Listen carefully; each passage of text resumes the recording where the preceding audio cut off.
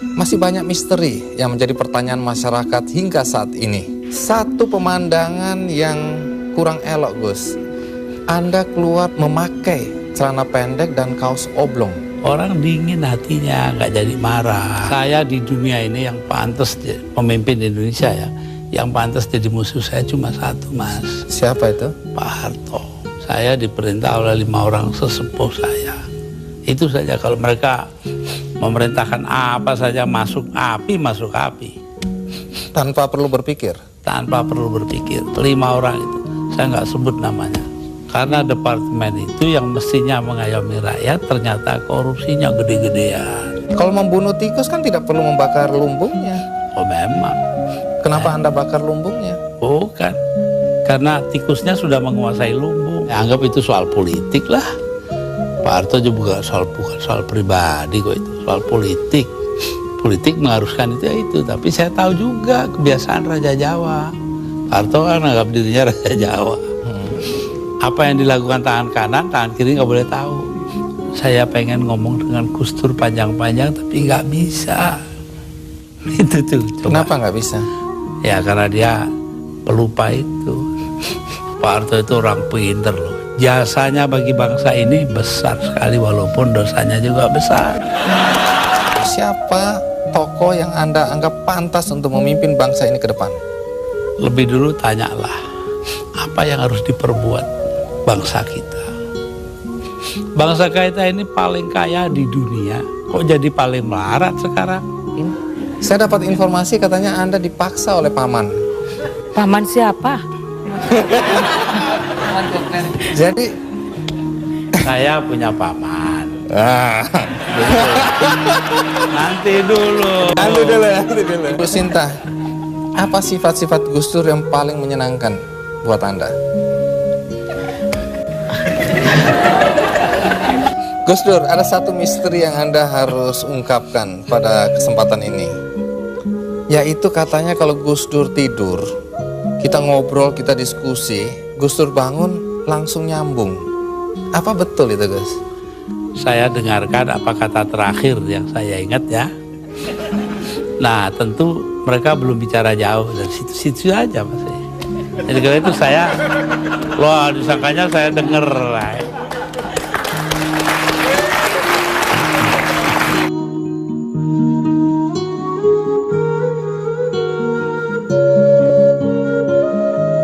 Gus Dur secara paksa melalui sidang istimewa MPR pada tanggal 23 Juli tahun 2001. Apakah benar sampai saat ini Gus Dur belum menerima pencopotannya secara paksa tadi?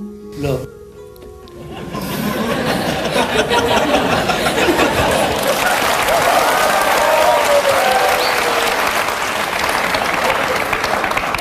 Jadi Gus Dur, tadi itu ringkasan dari peristiwa detik-detik terakhir Anda mengundurkan diri atau mundur atau dimundurkan. Nah, apakah sampai sekarang Anda dilengserkan? Apakah Anda masih tetap sampai saat ini tidak menerima dan menganggap itu tidak sah? Oh, nggak bener, nggak sah emang. Itu proyek politik dari MPR. Karena itu Amin Rais tidak merasa perlu memberitahu saya. Iya, dulu Anda atau sampai sekarang bahkan Anda tetap menganggap itu sebagai pelanggaran konstitusi. Pelanggaran apa sebenarnya? Pelanggaran konstitusi karena di situ ada insubordinasi. Insubordinasi itu siapa yang mimpin? Yang mimpin Kapolri Bimantoro dan Panglima TNI namanya Widodo AS, sekarang Menko. Udah itu apa adanya saya omongin. Tapi begini Gus, setelah Anda merasa itu tidak sah, tapi toh kenyataannya Gus Dur digantikan oleh Megawati, kemudian sekarang kita punya presiden namanya SBY, semua berjalan normal saja. Lalu apa negatifnya bagi bangsa dengan pencopotan Anda tadi? Bukan soal bangsa, ini soal hukum. Saya dilengserkan secara politis, secara hukum belum pernah dibuktikan saya bersalah. Yang bersalah bahkan pansusnya DPR yang dipimpin oleh sekarang Menteri Sosial Bakhtiar Hamzah. Yaitu menurut undang-undang pansus itu harus tutup pintu supaya nggak didengar orang dari luar. Tapi oleh Bakhtiar Hamzah dibuka 10 cm, di situ berjejer-jejer lah tipnya wartawan. Nah kan, waduh, semua yang ada dalam sidang diketahui dunia luar. Itu pula yang membuat saya, oh ya kalau gitu mereka maksudnya melengsarkan saya dengan segala cara. Hukum nggak hukum. Tapi sesudah itu apa upaya yang Anda lakukan? Nggak ada. Sebab penakut bangsa ini. Kenapa Anda bilang penakut? Bangsa ini penakut karena tidak mau bertindak kepada yang bersalah.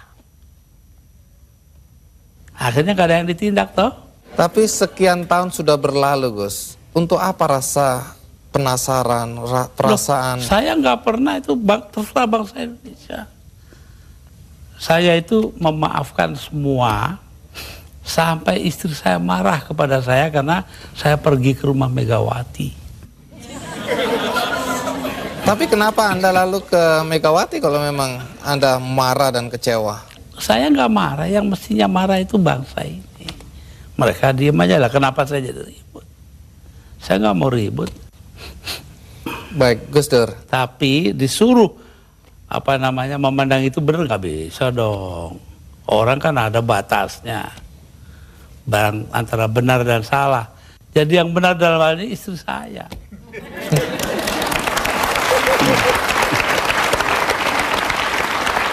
Tapi kenapa Gus Dur nggak mau nurut tanya sama dia, istri? jangan tanya saya dah. 300.000 orang mas tanda tangan supaya saya jangan berhenti jadi presiden, tahu? Tapi saya bilang, daripada bangsa ini pecah dalam pertempuran, darah mengalir karena saya, mendingan saya lengser aja deh. Nah itu. Tapi omongan ini kan dibilang omongan ngawur, Gus. Karena faktanya ketika Anda bilang nanti jutaan orang akan datang masuk Jakarta, orang-orang dari Jawa Timur. Begitu ditunggu-tunggu nggak datang. Saya yang nahan kok.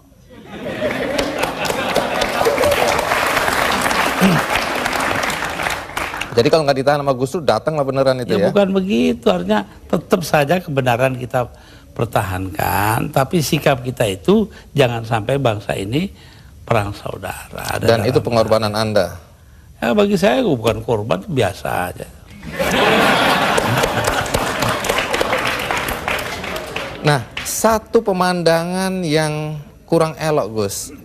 Anda keluar memakai celana pendek dan kaos oblong. Banyak orang bilang itu tidak pantas sebagai presiden Anda tampil seperti itu. Mengapa Anda tampil seperti itu? Lah ya itu supaya saya nggak dianggap presiden. Terus manfaatnya apa dengan dianggap tidak sebagai presiden? Loh, orang dingin hatinya, nggak jadi marah. Tapi Gus Dur, dalam upaya mencopot Anda, siapa orang yang paling bertanggung jawab atas pencopotan tersebut menurut Anda? 2. Siapa? Amin Rais dan Megawati. Mengapa? Hah? Tanya sana dong, kok tanya. Nah, kalau memang Megawati dan Amin Rais dianggap orang yang paling bertanggung jawab atas pencopotan Anda, apakah Anda dendam sama mereka? Lah, ngapain dendam sama Amin? Artinya Gus Dur sudah melupakan itu, sudah memaafkan. Maafkan, lupa sih enggak. Nah, pernahkah setelah peristiwa ini, apakah itu Megawati atau Amin Rais datang ke Anda untuk meminta maaf? Enggak ada. Mereka merasa dirinya benar, ya sudah. Besok-besok akan terbukti oleh bangsa ini sendiri kok. Pernyataan ini agak bertentangan dengan kenyataan bahwa kelihatannya Gus Dur sama Pak Amin Rais sama Ibu Megawati akur-akur aja, rukun-rukun aja. Saya di dunia ini yang pantas pemimpin Indonesia ya, yang pantas jadi musuh saya cuma satu, Mas. Siapa itu? Pak Harto. Artinya tapi apa itu pun saya hari raya masih ke sana. Masih jadi teman baik saya. Artinya apa itu? Artinya saya nggak punya musuh dong di Indonesia.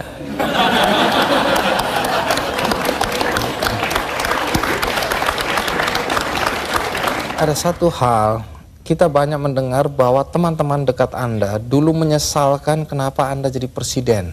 Anda sebenarnya lebih layak menjadi guru bangsa, nggak usah ikut campur dalam perpolitikan yang nggak jelas itu. Saya diperintah oleh 5 orang sesepuh saya. Itu saja, kalau mereka memerintahkan apa saja masuk api, Tanpa perlu berpikir. tanpa perlu berpikir. Kenapa begitu? Loh, Selain sesepuh saya itu ini kan, orang pesantren disuruh nurut orang tua, itu nggak bisa ditawar itu Gus ya? nggak bisa ditawar. 5 orang itu, saya nggak sebut namanya.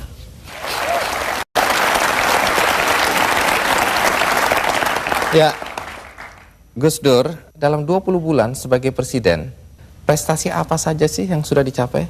Saya itu menjadi presiden di saat Indonesia menghadapi bahaya akan terurai. Kelompok-kelompok separatis ada di mana-mana. Jadi saya berangkat keliling-keliling dunia itu 80 kali dalam 20 bulan. Jadi 4 kali 1 bulan.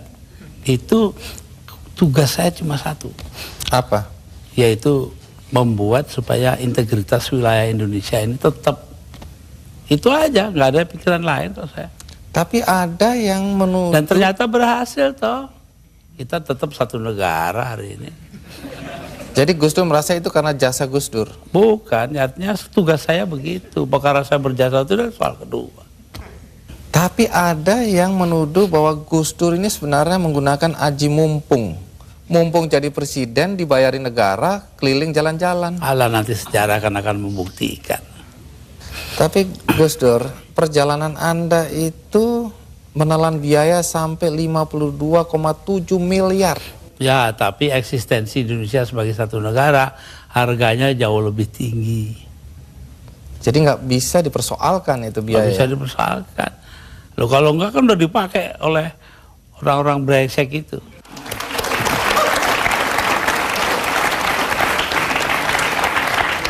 Salah satu yang masih menjadi perdebatan sampai sekarang adalah ketika Gus Dur membubarkan Departemen Sosial dan Departemen Penerangan. Kalau Departemen Sosial dulu, apa alasan persisnya? Sementara banyak orang terlantar yang harus diayomi oleh departemen itu. Persisnya itu.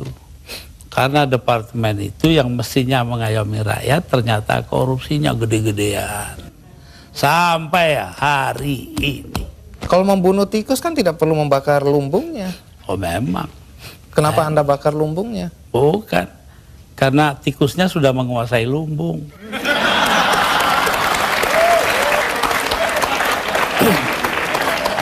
Depan dibubarkan. Kalau Depan jelas. Akibatnya sekarang pers itu sangat tidak terkontrol. Begini Bahkan pornografi sekarang merajalela. ya. Betul. Itu dosa Anda loh. Enggak dong. Dosa yang nyarin. Saya diapa-apakan itu saya bekerja menurut ketentuan Undang-Undang Dasar. Undang-Undang Dasar menjamin kebebasan berpikir. Dan itu hanya mungkin kalau Depan nggak ada. Sekarang nggak ada kebebasan berpikir. Tapi kalau kebebasannya seperti sekarang nggak ada yang kontrol, Gus. Loh, Siapa ya aja bisa. Kita kontrol nanti dong. Siapa yang mengontrol? Ya antara kita aja. Kenapa sih masyarakat juga penting peranannya kok? Memang hanya pemerintah aja. Baik, Gus. Satu lagi hal yang dicatat ketika Anda menjadi presiden dan agak kontroversial, yaitu masalah PKI. Banyak orang begitu khawatir ketika Anda dulu mencabut TAP MPR nomor 25 MPRS 1966. Sebab bertentangan dengan Undang-Undang Dasar, Mas.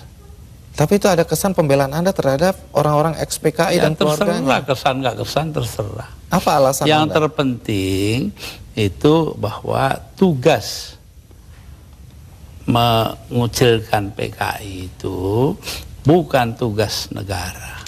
Itu yang penting. Apa artinya pemisahan agama dari negara kalau negara ngurusin segala hal? Padahal yang menentang PKI kan cuma beberapa gelintir orang aja. Jadi Anda tetap merasa bahwa apa yang Anda lakukan mencabut TAP MPR itu benar? Benar karena bersamaan dengan Undang-Undang Dasar gitu loh. Kenapa? Karena memang Undang-Undang Dasarnya begitu, mau diapain? Begitu itu bagaimana? Ya melindungi semua.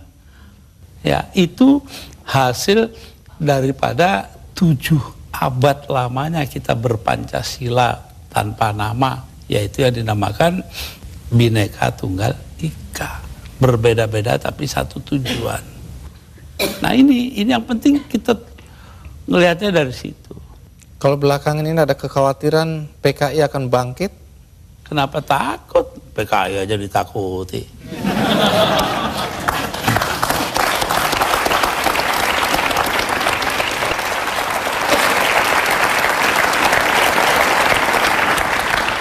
Gus Dur, di antara banyak statement Anda atau pernyataan Anda yang dianggap ngawur, dianggap nyeleneh, ada satu yang dicatat dan dianggap serius, yaitu ketika Anda berada, kalau nggak salah, di Italia, Anda menyatakan bahwa pernah suatu ketika Faisal Tanjung, waktu itu Panglima ABRI, diminta untuk menghabisi Anda.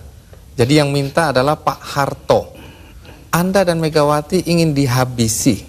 Dan statement itu terbuka loh, Gus Dur. Dugaan Anda kata-kata dihabisi ini, dihabisi karirnya atau dibunuh? Tanya Pak Harto. Kenapa? Karena Faisal Tanjung mengucapkan itu. Lalu Pak Wiranto sebagai Panglima Kostrad nelpon saya, Gus, Panglima saya kok bilangnya begini-begini, ya. Saya anggap itu soal politik lah. Pak Harto juga bukan soal pribadi kok, itu soal politik. Politik mengharuskan itu ya itu, tapi saya tahu juga kebiasaan Raja Jawa. Pak Harto kan anggap dirinya Raja Jawa. Apa yang dilakukan tangan kanan, tangan kiri nggak boleh tahu. Karena itu saya bilang sama Pak Wiranto, begini Pak Wir, tolong Anda pergi ke Pak Harto, tanya omongannya Faisal Tanjung yang begitu itu betul nggak?